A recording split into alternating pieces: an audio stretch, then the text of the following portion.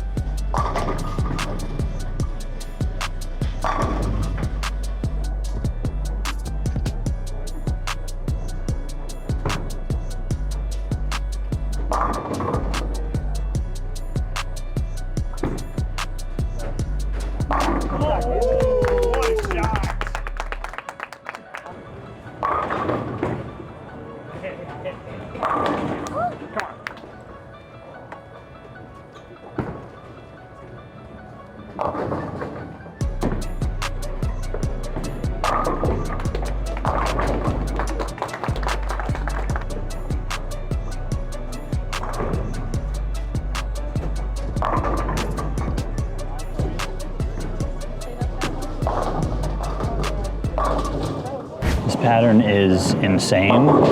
These guys are hooking it way more than I thought. I thought the play of the week was throwing it harder and straighter, and I thought with that the guys would be playing harder and straighter today as well, even though the pattern forces you a little deeper. But it forced you a little deeper, and now these guys are just wheeling and dealing in the middle of game 7, especially the lefties, which I didn't expect to do it.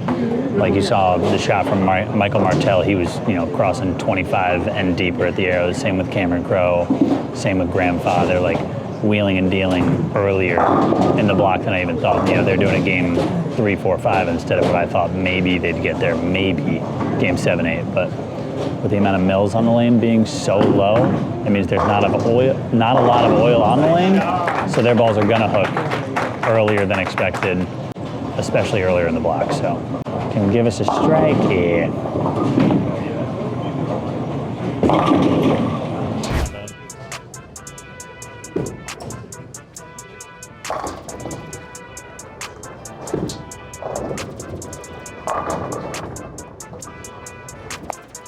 We got planning to do.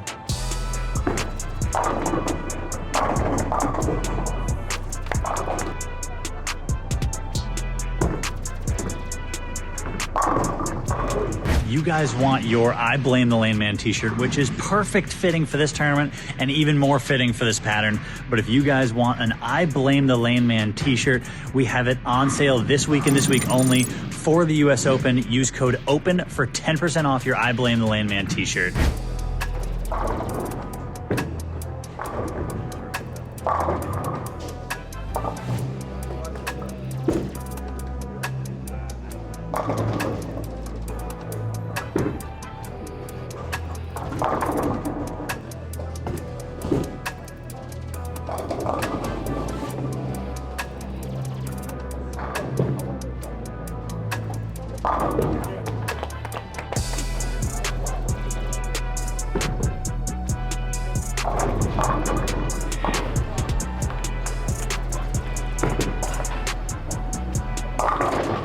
Have you ever seen a pattern like this in all of your bowling career? I've actually seen something similar. Where was it? But not quite. Women's regional they bowled on? It wasn't recently? quite. Yeah, it was within the last few months, I think. I practiced on it. It was actually pretty easy. I thought it was pretty easy. Do you think this one's pretty easy? Scores are saying no, but Chris is making it look pretty easy. Chris is currently 200 over for 6. Is this his week? I hope so. I hope so too. I still have yet to bowl on anything like this. I threw urethane in the track, and I had the nuts. Is that what you'd be doing here? Probably not. Would you be throwing it without your thumb in it? Next year. In the first 8 games of match play, Andrew Anderson had 5 wins and 3 losses and maintained his lead. Simonson went 4-4 and moved into 2nd place, only 44 pins behind Anderson. Graham Fa climbed from 7th to 3rd, going 7-1 in the opening round with the high average of the round at 229. Jacob Buttriff went 5-3 but fell to 4th. Chris Vi went 5-2 and sits in 5th. Cameron Crowe went 6-2 and jumped from 13th place to 6th. Jake Peters went 5-3 and moved up 2 spots to 7th. Despite only going 4-4, Michael Martell averaged 223 and moved from 15th to 8th. EJ Tackett averaged 226th and moved from 22nd to 9th place. If you're keeping track, he's moved from 78th to 9th in 16 games. Here's how the standings look from 10th place to 24th place. The guys are wrapping up the day with another round of match play in the afternoon. Woj, I got a question for you. If you were bowling on this pattern, where would you be playing? What ball would you be throwing? Like, what kind of equipment should they be using? Should we be looking out for? I think you definitely have to be in and steep. And I would be throwing probably Pearl Symmetric. Got to be clean and responsive. Yeah. What about to like start the block? Start the block, I think the first set, I don't think urethane was in play, but I do believe urethane was in play this set. Lefties and righties? Yes. I think the pattern when it got re-oiled got a little flatter and outside got a little tighter. So I think you had to use urethane to kind of control it. And I think people got psyched out when their ball wouldn't hook, and then they moved in faster, and the lanes got a little tougher, to be honest. When I'm looking up, it seemed like the first block, everybody at this point, game 6 or 7 was about 150 over. Yes. And this night block, I'm looking around and I'm seeing guys that are minus. Yes. Whereas I feel like if you were plus 50 through 5 or 6, it felt like minus. 200 over seems massive right now. I would agree. And you think that's because of the re-oil? Yes, 100%. They're just flatter. I think laying the pattern after the 50-foot pattern gave them a little bit more push, a little more hook to the left, and then when they re-oiled, it got much flatter. And then when they moved left or right faster, and they tried to get steep with it, now that hang came into play where it wasn't there the first time they oiled. Do you have anything you want to say? No, Packy's just rude. Okay, now we're getting the forehead. I was in your mouth right there.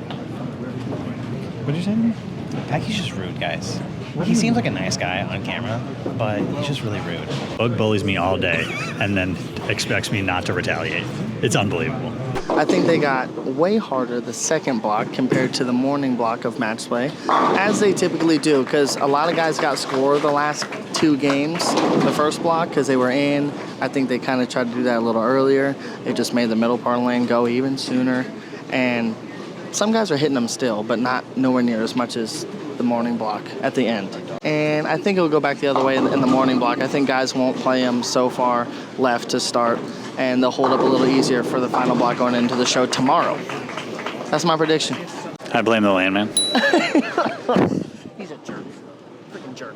After 16 games of match play, Andrew Anderson expanded his lead and he's now up by over 260 pins on 2nd place. Simonson is 6-9 overall and sits in 2nd. Chris Vi is having a great run and moved up to 3rd, with EJ Tackett is 11-5 and climbed from 9th all the way into 4th. That's 78th place to 4th place in 24 games. Tom Dougherty had the highest total in round 2 of match play, averaging 236 and moving from 13th to 5th. Jake Peters is 11-5 overall and and sits in 6th. Jacob Buttriff is 9 and 7 overall, but fell to 7th place. Graham Faw fell back a few spots and sits in 8th. Francois Lavoie had an excellent round and moved into 9th place. Here's how the rest of the field sits after 40 games.